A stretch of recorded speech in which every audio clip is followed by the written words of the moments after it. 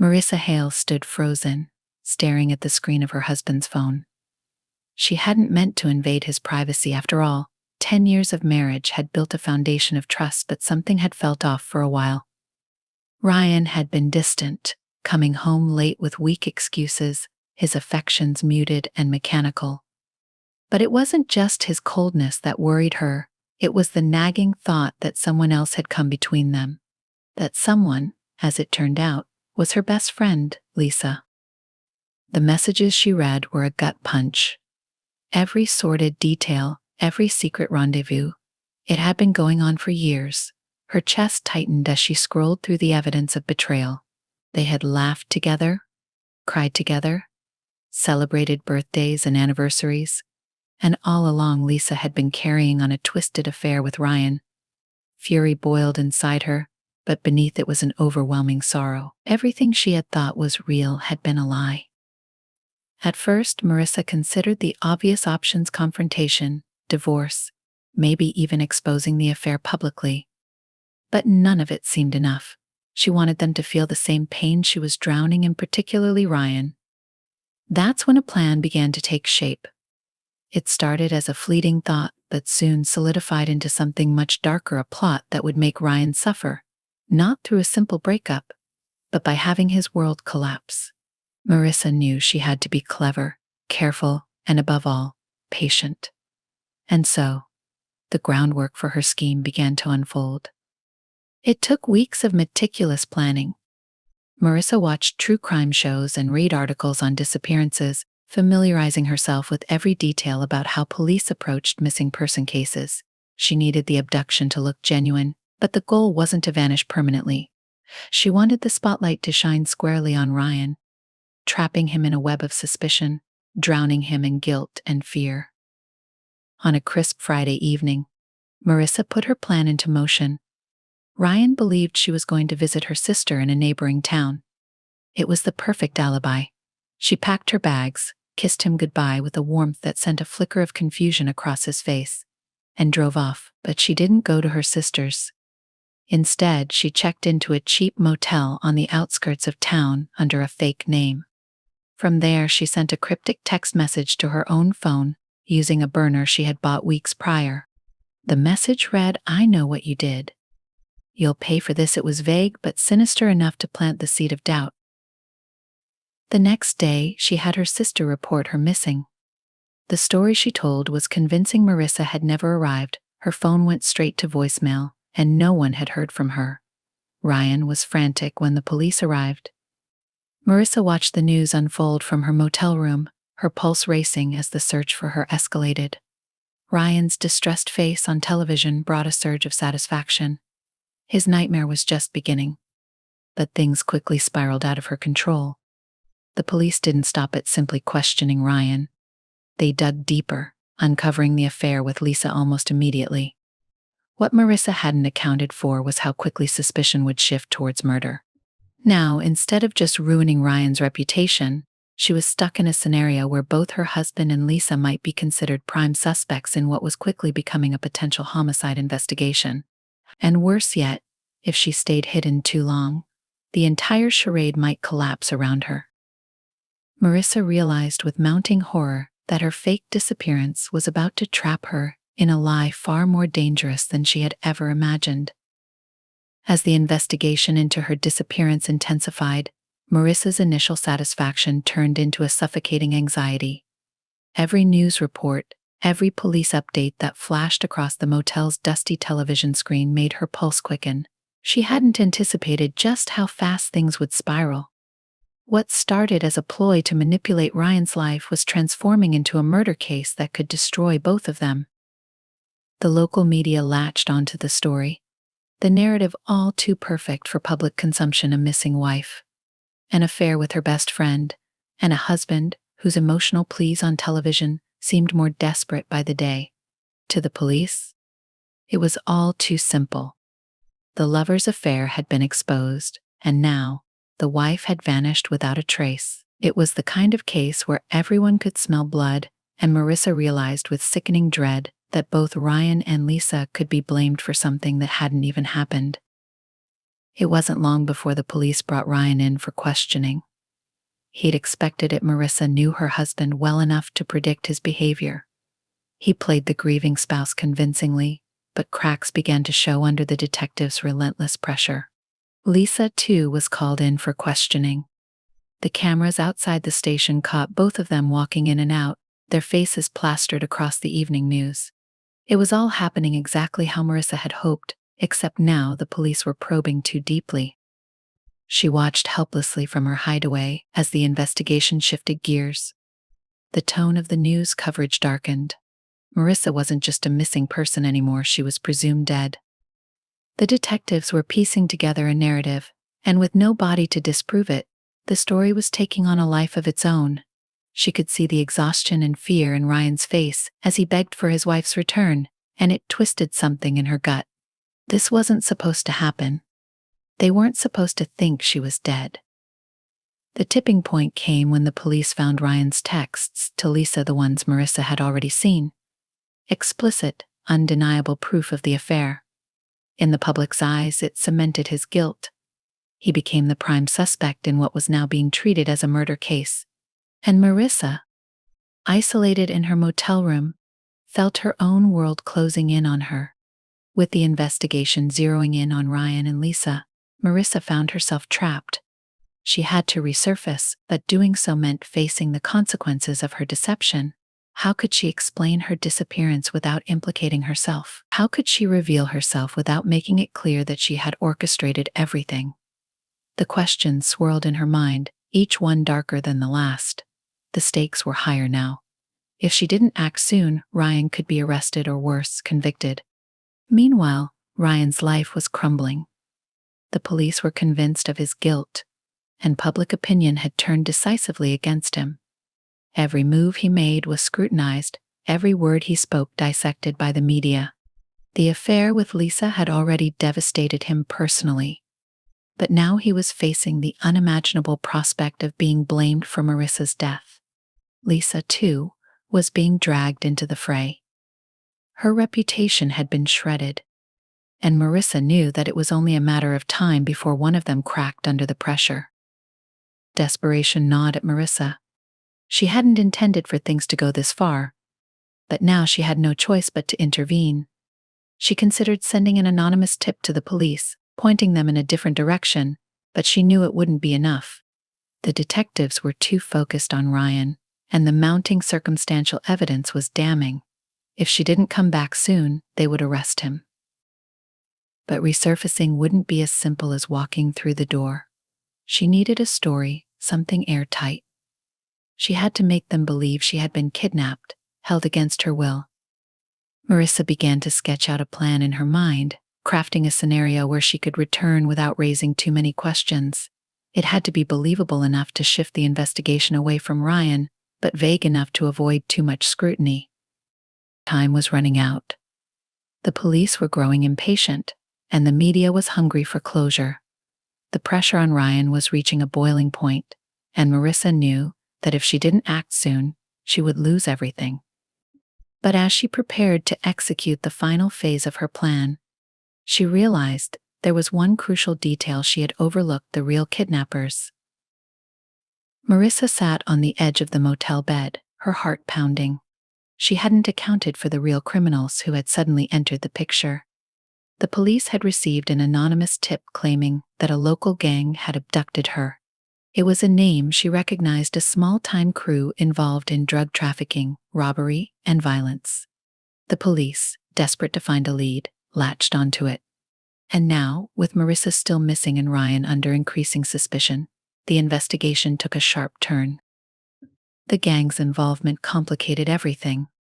The detectives were no longer only focused on Ryan, they had another possible motive, one that could explain Marissa's disappearance without directly pointing the finger at her husband. At first, Marissa felt relief. Perhaps this twist would buy her more time, shift the narrative, and allow her to emerge from hiding without making her own story too implausible. But the relief didn't last long. Soon, the media reported that 2 members of the gang had been arrested for questioning. They were suspected of being involved in her kidnapping, And with that, Marissa's stomach dropped. This wasn't part of her plan.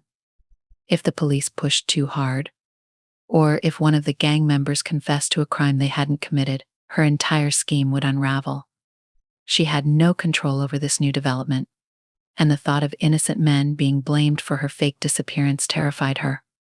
Her pulse raced as the news unfolded. One of the suspects had been found with bloodstains on his clothing, a chilling discovery that fueled the narrative of her murder. Marissa knew the blood wasn't hers, she wasn't even hurt, but the police didn't. Now, they were convinced they were on the verge of solving the case, and if those men confessed under pressure, Marissa would have nowhere to hide. Her fabricated story of abduction was beginning to look more and more like a real one. Panicking, Marissa paced the room. She couldn't stay hidden for much longer. Every day brought more complications, more opportunities for the truth to be discovered. Her carefully crafted web of deception was growing too tangled to control. Marissa knew she had to act fast. If the police fully believed the gang had kidnapped her, she might never be able to return home without facing consequences far worse than she anticipated. Ryan's life was in shambles, but now innocent people were about to be dragged into a conspiracy of her making. She had gone too far, but it was too late to back out entirely. The only way out was forward, but it had to be careful and calculated. She devised a new plan, one that would allow her to emerge from hiding without directly implicating herself or the gang members. First, she had to make it look like she had escaped from her captors. A staged return, bruised and shaken, would explain her absence and clear Ryan and Lisa of any wrongdoing. But doing so meant risking everything. If the police saw through her story, she'd be the one facing criminal charges, and they wouldn't be minor ones. The next morning, Marissa packed her things and left the motel. She drove aimlessly, her mind racing as she concocted the details of her escape. She would say she had been held in an abandoned house on the outskirts of town, tied up and blindfolded. Her captors had threatened her, she would claim, but she had managed to break free while they were distracted. It was a thin story, but it might work, especially given the false leads about the gang. It just had to buy her enough time. She pulled over to the side of the road and roughed herself up. A few scrapes on her arms, dirt on her clothes, and a small cut on her forehead would make it more convincing. She practiced looking panicked in the rearview mirror, rehearsing her lines over and over again. Her pulse pounded in her ears. But there was no turning back now.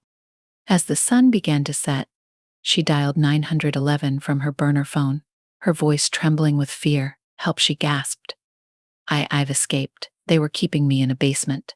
I don't know where I am, but I need help." Within minutes, the police traced her call. Sirens blared in the distance, growing louder until the flashing lights appeared in her rearview mirror. She took a deep breath, forcing tears well in her eyes. The plan was in motion, but whether she could keep the lie alive was another question entirely. Marissa felt a knot of fear tighten in her chest as the police pulled her from the car, swarming her with questions. She played the role of the terrified victim, perfectly, shaking, sobbing, clutching her dirt-streaked clothes as she recounted the fake story of her abduction. "They took me from the side of the road," she stammered, tears rolling down her cheeks. "I was blindfolded. I don't know how long they kept me, but I escaped when they left the basement door unlocked." Her vague and frantic descriptions were enough to spark sympathy from the officers. They rushed her to the hospital, but Marissa's mind was racing. She had to be careful with every word she said. Detectives hovered around her as doctors examined her injuries, none of which were serious, but enough to appear convincing.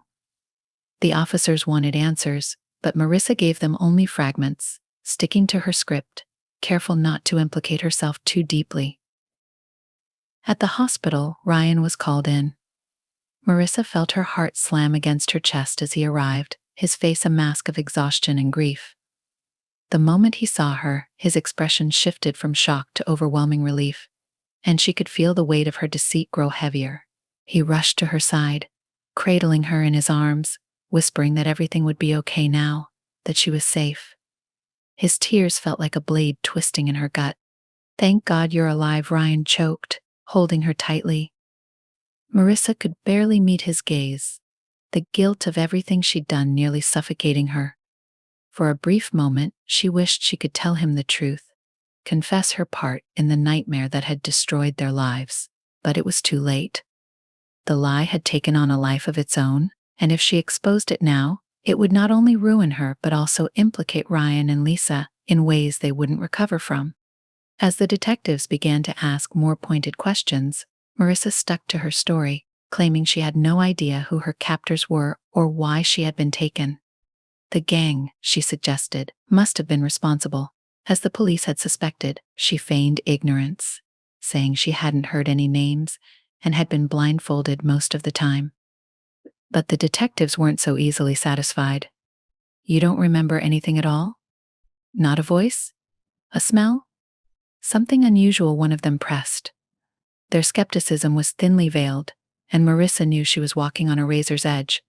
She gave vague answers, repeating that she'd been too terrified to notice anything specific. They seemed to accept it for now, but the doubt lingered in their eyes. Marissa knew she had bought herself time, but the walls were closing in. The real criminals were still out there, and she had no idea what the police would uncover next. After her return, life didn't snap back to normal as Marissa had hoped.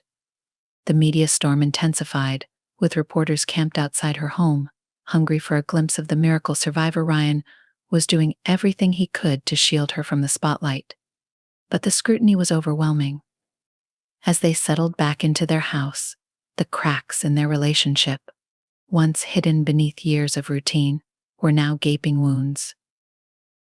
Ryan was attentive, almost too much so, constantly asking if she was okay, if she needed anything. Marissa couldn't tell if it was genuine concern or guilt. She wondered if he suspected something, if he had pieced together any of the inconsistencies in her story. After all, Ryan had lived with her for a decade. He knew her better than anyone. And yet, every time he looked at her with those weary, sorrowful eyes, she couldn't tell if he was still the husband she had once trusted, or a man who was carrying the weight of his own secrets. Lisa, however, was a different story. The moment Marissa returned, Lisa disappeared from their lives. She didn't come by the house, didn't call, didn't even send a message. It was as if the affair had been buried under the avalanche of Marissa's disappearance, and neither Ryan nor Lisa wanted to dig it back up. But Marissa hadn't forgotten, she hadn't forgiven. Every night, as she lay next to Ryan in bed, she thought about the years they had lied to her. And now, she was lying to both of them. The detectives kept their distance for a few days after her return, but Marissa knew it was only a matter of time before they circled back. They were still looking for the supposed kidnappers, still interrogating the gang members they had arrested. If those men broke under pressure and gave any kind of confession, it would blow her entire plan to pieces. Worse, the real criminals might come looking for her, furious that they were being framed for a crime they hadn't committed. One night, as Marissa and Ryan sat at the dinner table in near silence, the doorbell rang. Her stomach dropped. Ryan answered, and a moment later, 2 detectives stepped into the room. Their faces were grim. "Mrs. Hale, we need to ask you a few more questions about your time in captivity," one of the detectives said, his voice polite but firm. Marissa's pulse quickened, but she forced herself to smile, nodding as she led them to the living room. They sat across from her, notebooks in hand, their eyes never leaving her face. "We've been following up on the information you gave us," the detective began. "And something doesn't quite add up." Marissa's mouth went dry. "What do you mean?" "We found the basement you described," the detective continued, his eyes narrowing. "But there's no evidence that anyone was ever held there. No rope marks, no fingerprints. Nothing." Marissa's heart pounded in her ears. The lie was starting to crumble, and she could feel the ground slipping out from beneath her feet. Marissa felt the walls closing in as the detective's stares burned into her. The ticking of the clock on the mantel echoed in the silence, every second amplifying her anxiety. Her mind scrambled for a response, anything that could explain the absence of evidence. She swallowed hard, trying to buy herself a moment. I don't know what to say, she stammered, her voice cracking with carefully staged emotion. Maybe they moved me before I escaped. They were careful. I barely saw anything. The detective leaned forward, his eyes dark and piercing. Mrs. Hale, we've been at this for a long time. Victims remember details, even under extreme stress. Voices, smells, the sound of the floor creaking. But you've given us almost nothing, and now, we have nothing to go on. Are you sure there's nothing you left out? Her chest tightened as her hands fidgeted in her lap. The more she denied knowing anything, the more suspicious she would seem. She needed to give them something, anything to keep the lie alive. I heard them talking sometimes, she said, her voice trembling. They didn't use names, but they mentioned drugs. They were arguing about a deal gone wrong. Maybe that's why they took me, she bit her lip, hoping the added layer of criminal intent would redirect their focus. The detectives exchanged glances, scribbling notes. Marissa could tell they weren't fully convinced, but for now, they had no proof to challenge her story directly. Ryan re-entered the room, his face etched with worry. He sat beside her, reaching for her hand. She could feel the tremor in his grip, but whether it was from fear, guilt, or something else, she couldn't be sure. The detectives stood up, their eyes never leaving Marissa. We'll be in touch, Mrs. Hale. If you remember anything more, call us immediately. We're doing everything we can to find out who did this to you. The words were kind, but the threat behind them was unmistakable. They weren't done with her yet. As the door closed behind them, Marissa felt her body sag with the weight of it all. She turned to Ryan, trying to read his expression, but his face was a mixture of relief and exhaustion. I don't know how you're doing this, he said softly, his voice heavy with emotion. I thought I'd lost you. I still can't believe you survived all that. Marissa looked into his eyes and felt a pang of guilt, so sharp it nearly stole her breath. She had wanted to destroy him, but now she was tied to her lie in ways she hadn't imagined. She hadn't just hurt Ryan, she had trapped herself. She forced a smile, but it felt hollow. I'm just glad to be home. But deep down, she knew the homecoming wouldn't last long. The next few days were a blur of interviews, phone calls, and endless media attention. Marissa tried to maintain the facade of a survivor, but the weight of the deception was gnawing at her from the inside. Every time she saw her face on the news, heard her name mentioned in connection with the abduction, she felt the dread building. The detectives weren't backing down, and she could feel them circling her story like vultures. And then, the breaking point came. Marissa was in the kitchen when Ryan's phone buzzed. He glanced at it, his expression turning grim. It's Lisa, he said, standing abruptly. She's outside. She says she needs to talk to me. Lisa hadn't shown her face since Marissa's return. Her disappearance from their lives had been a small mercy in the midst of everything. But now, Lisa was back, and she wanted answers. Ryan hesitated before heading to the door, glancing back at Marissa with uncertainty. She nodded, her throat tightening. She couldn't face Lisa, not now. But curiosity gnawed at her as she watched Ryan disappear outside. She waited a beat before quietly moving toward the window, peeking through the curtains to see the two of them standing by Lisa's car, talking in low voices. Lisa looked anxious, her arms crossed tightly over her chest, her eyes darting around as she spoke. Marissa couldn't make out the words, but the tension was clear. And then, something unexpected happened. Lisa began to cry. She placed her hands on Ryan's shoulders, pleading with him, her face contorted with emotion. Marissa's heart sank. Whatever Lisa was telling him, it was breaking him. Ryan turned away from Lisa, running his hands through his hair in frustration. Then he suddenly looked toward the house, and Marissa ducked back behind the curtains, her pulse racing. She knew that conversation was about her, but how much did Lisa know? Or suspect? When Ryan came back inside, his face was pale. He didn't speak at first, just stood in the doorway as if deciding what to say. Marissa braced herself, knowing the bombshell was about to drop. Marissa, he began, his voice low. Lisa. She said she can't lie anymore. She said she's been getting calls from someone who claims you were never kidnapped. His voice cracked. She thinks you've been hiding something from all of us. The room spun as Marissa's mind raced. Lisa had to be bluffing. But if she had somehow pieced together the truth, or if the detectives had gotten to her, it was all over. The lie that had begun as a way to punish Ryan for his betrayal was about to consume her. Marissa opened her mouth to speak, but the words wouldn't come. Ryan's eyes searched hers, filled with a mix of desperation and confusion. Tell me the truth, Marissa. What really happened? Were you ever in danger at all? The moment hung heavy between them. Every path forward led to disaster. Marissa stood on the edge of the lie, knowing that one wrong step would send her plummeting into the abyss, and there was no escape. Marissa's heart pounded in her chest, the weight of Ryan's question hanging in the air. She had rehearsed so many scenarios, but none had prepared her for this moment, the moment when everything unraveled. Ryan's eyes bore into her, searching for the truth, the same truth he had betrayed her with, the same truth she had twisted into a monstrous lie. She opened her mouth, trying to find some way to salvage the story, but the walls were closing in too fast.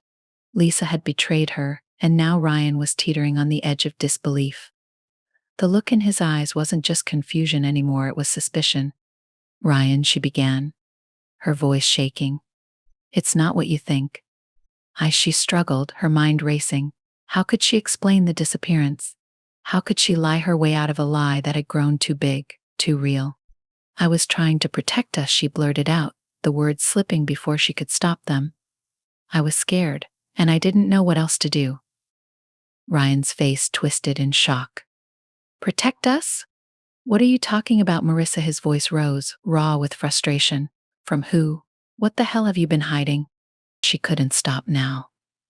The words tumbled out, half-truths and fragments of the lie she had built around herself. I found out about you and Lisa, she confessed, her voice trembling. I saw everything. The texts, the affair. I didn't know how to handle it, Ryan. I thought if I disappeared, if you thought I was in danger, you'd feel the pain I felt. I wanted you to know what it was like to lose everything. Ryan's face paled, the anger draining out of him as the weight of her words hit. You faked your kidnapping. His voice was barely a whisper, as if he couldn't believe what he was hearing. Marissa wiped her eyes, tears she hadn't intended falling down her cheeks. I just wanted you to feel guilty, Ryan. I didn't want to disappear for good. But then, everything spun out of control. The police, the media, the gang, none of that was supposed to happen. Ryan stepped back, his expression darkening. Do you have any idea what you've done? They think I killed you. They think Lisa was involved. You've destroyed our lives, Marissa. Marissa's heart sank deeper. She could see the fury building behind his eyes, the devastation of realizing his wife had orchestrated everything. But worse than the betrayal was the knowledge that the lie wasn't just about revenge anymore, it had consumed them both. And now, there was no way to stop it from consuming her too. I know, Ryan. I know I went too far, but I never meant for this to happen, she pleaded, trying to close the distance between them. Please, I can fix this, we can fix this. Ryan's hands trembled as he raked them through his hair. Fix this? You think you can just walk into the station and explain all of this? You think they'll just let it go? His voice cracked with disbelief. You're in serious trouble, Marissa. You've committed a crime. And Lisa, she's terrified. She thinks the police are going to arrest her any day now. The enormity of her actions crashed over her, suffocating. She hadn't thought beyond the initial revenge, beyond making Ryan and Lisa pay for their betrayal. She had been so blinded by rage that she had failed to see the consequences until it was too late. I was going to come back, she whispered, barely able to look him in the eyes. I didn't mean for any of this to happen. But now I don't know how to get out of it. Ryan stared at her for a long moment, his face hardening. You might not be able to, Marissa. The cold truth of his words hung in the air. He was right. She had crossed a line that couldn't be uncrossed, and the consequences were now unavoidable. Ryan shook his head, his voice raw with bitterness. "I'm going to the police. I can't keep covering for this. There's no fixing what you did." The fear she'd kept at bay suddenly swelled. "Ryan, no," she begged, grabbing his arm. "Please, if you tell them now, it'll destroy everything. I'll go to jail. Do you want that? Do you want our lives to be completely ruined?" Ryan's face was etched with sorrow as he pulled away from her. "I didn't ruin our lives, Marissa. You did." He walked to the door without looking back, leaving Marissa standing in the kitchen, her world crumbling around her.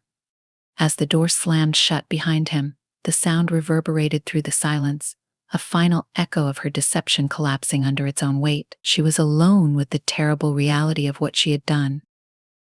Ryan didn't return that night. Marissa paced the house, her thoughts racing, her heart pounding in her chest. She kept waiting for the police to arrive, the sound of sirens in the distance making her flinch. She tried to call Ryan, but he didn't answer. Panic set in. If Ryan was talking to the police, there was no way out of this. Her entire world was on the verge of imploding. The next morning, as the sun rose through the fog outside, a knock came at the door. Marissa's stomach dropped. She opened it to find two detectives standing there, their expressions grim. She knew what was coming before they even spoke. "Mrs. Hale," one of them said, "we need you to come with us to the station. There's been a new development in your case." Her knees nearly buckled, but she nodded, grabbing her coat with trembling hands. The drive to the station felt like an eternity, every second filled with dread. When they arrived, the detectives led her into a small interrogation room, the walls closing in around her. The weight of what was happening crashed down on her all at once. There was no escape. "We've been investigating your case further," one of the detectives began, his voice measured but serious. "Your husband has told us some things we need to discuss." Marissa's throat went dry. This was it, the moment when everything would come crashing down. Ryan had told them.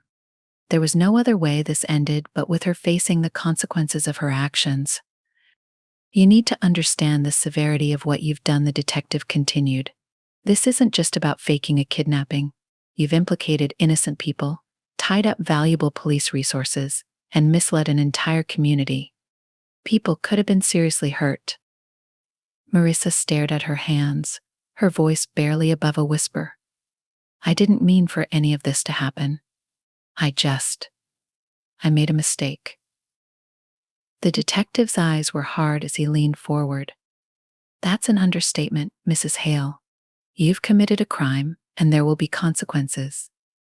As they laid out the charges against her, filing a false report, obstruction of justice, and more, Marissa felt the weight of it all crushing her. There was no way out, no more lies, no more manipulation. The game she had played was over. Hours later, as she sat alone in a cold holding cell, she finally understood what she had done. Her need for revenge had destroyed everything. Ryan was gone, Lisa was likely facing her own consequences, and Marissa was left to face the truth of her own selfishness. The cost of her deception was greater than she had ever imagined. And now, she would spend the rest of her life paying for it. Marissa sat in the cold, sterile room, her fingers tracing the hard metal surface of the table. The quiet hum of the fluorescent lights buzzed above her, a reminder of the stark reality she now faced. This was her new life, a life built on lies, betrayal, and the weight of her own selfishness. The past few days had been a whirlwind of interrogations, confessions, and crushing realizations. She had expected punishment, but the depth of it was something she hadn't been prepared for. Ryan hadn't come to see her since his confession to the police. She hadn't expected him to. His betrayal, while different from hers, had come full circle. Their marriage was a wreckage now, unrecognizable. But it wasn't just because of his affair with Lisa. It was because Marissa had let her anger and pain fester into something toxic. The love they once had was dead, and she had made sure of that. Her court-appointed lawyer had explained her situation in plain terms. She was facing multiple charges, and while the kidnapping was fake, the damage it had done to people and the resources wasted were real. There was no avoiding prison. A plea deal had been offered, reduced charges in exchange for full cooperation, but it still meant a few years behind bars. It was a hard pill to swallow, but Marissa knew she had no other option. As she sat in the holding cell waiting for her court appearance, the memories of her twisted scheme played over and over in her mind like a nightmare on repeat. She could still see Ryan's face, broken and betrayed, could still hear Lisa's trembling voice from that day at the door. She had wanted to make them suffer. And in the end, they had, but so had she.